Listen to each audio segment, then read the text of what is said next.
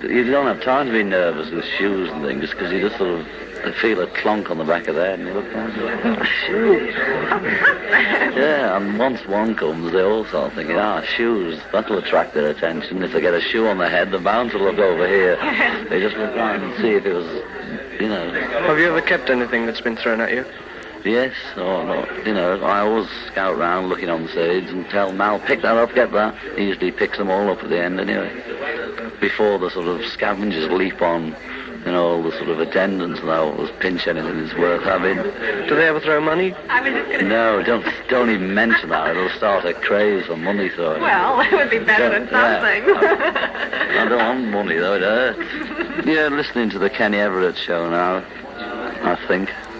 And why doesn't Kenny play a record for us, eh, Ken? Wonderful.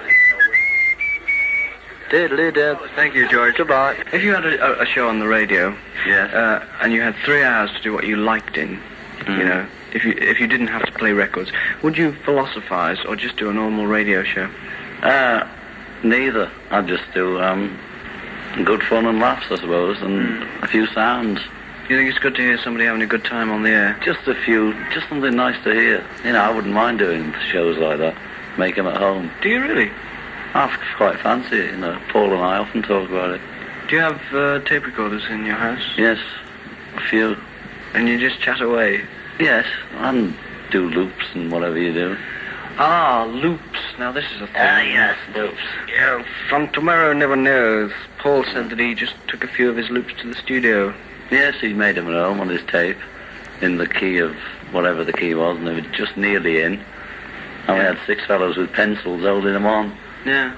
On 6 machines, and very desirable, the whole effect, I thought.